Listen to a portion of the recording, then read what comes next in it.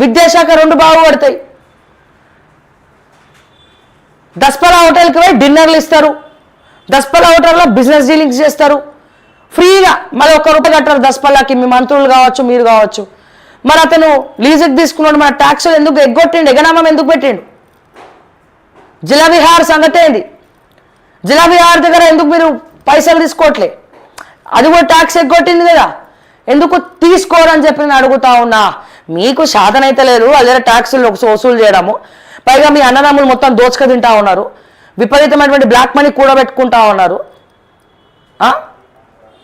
నేనేమంటున్నా, ఎట్లనైతే ఒక ఢిల్లీ కోర్టులో జడ్జి గారి ఇంట్లో మంటలు వస్తే ఆ మంటలకి ఆ జడ్జి గారి కుటుంబం మొత్తం బయటికి వస్తే ఆ మంటలలో 1000 కోట్ల రూపాయల బ్లాక్ మనీ దొరికిందా లేదా? గట్లనే అనిపిస్తుంది. మరి ఈ యుద్ధంలో ఏమైనా మిసైల్ ఏదైనా మంటలు వస్తే వీళ్ళు ఇళ్ళకి వెళ్ళి బయటికి వస్తే కొన్ని వేల లక్షల కోట్ల రూపాయలు దొరికిన ఆశ్చర్యపోకరే అనిపిస్తోంది. సారీ టు సే దిస్, కానీ తప్పట్లేదు.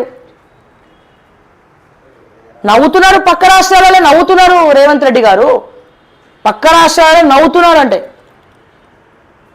ఏమని చెప్పి పొగడాలి మీకు? ఏమో ముఖ్యమంత్రి గ్రేట్ అని చెప్పుకోవాలన్నా? ఎట్లా చెప్పుకోవాలి? సత్యం హారత అవుతా ఉంది చూడండి ఆఫీస్లో, సత్యం ఏమని చెప్పుకోవాలి? మేము ఏమని చెప్పుకోవాలా? మీరు చేసినటువంటి వ్యాఖ్యలు మీరన్నా చూసుకున్నారా? ఒకవేళ ఏమీ లేకపోయినా ఉన్నాయని చెప్పి అట్రాక్ట్ చేసుకొని అక్కడ రొటేషన్ చేసుకొని హుందాతనంతో ఉండాలి.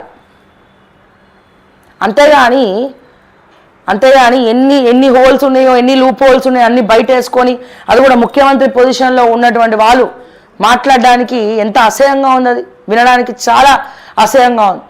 ఈ ఒక్క మాటతోటి మీ పరువు మొత్తం పోయింది, గ్రాఫ్ మొత్తం కాంగ్రెస్ ఉందా అంటే ఉందా అంతే మొత్తం. దయచేసి ఏదో అన్నమని చెప్పి ఒక క్షమాపణ కూడా లేదు. మీరే ప్రతిపక్షాలకు ఆయుధం అవుతున్నారు. రేవంత్ రెడ్డి గారే ప్రతిపక్షాలకు ఆయుధం అవుతున్నాడు. వాళ్ళు ప్రెస్ మీట్ పెట్టడానికి ఏదో ఒక టాపిక్ కావాలి. ఆ హాట్ టాపిక్ ఎవరైతున్నారు అని అయినా అంటే రేవంత్ రెడ్డి గారే అవుతున్నారు.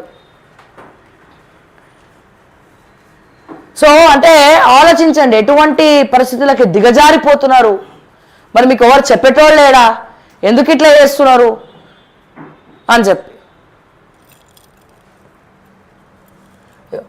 సామాజిక తెలంగాణ సాధిస్తాం, వితౌట్ లేదా గెట్ అవుట్, ఇదే మా విధానం అంట.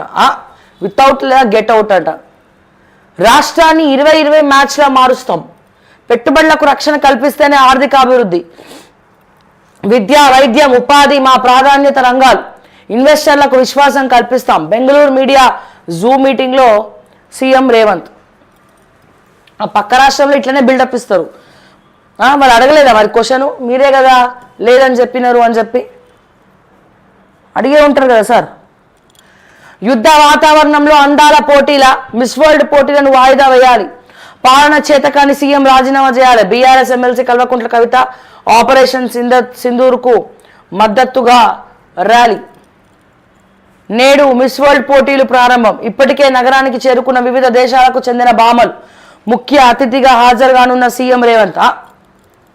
అదే చేయను, మీరు డబ్బులు ఇవ్వాలండి, ఫ్రస్ట్రేషన్లో ఇష్టం వచ్చినట్టు మాట్లాడండి, అందాల పోటీలకు గెస్ట్గా వెళ్ళండి.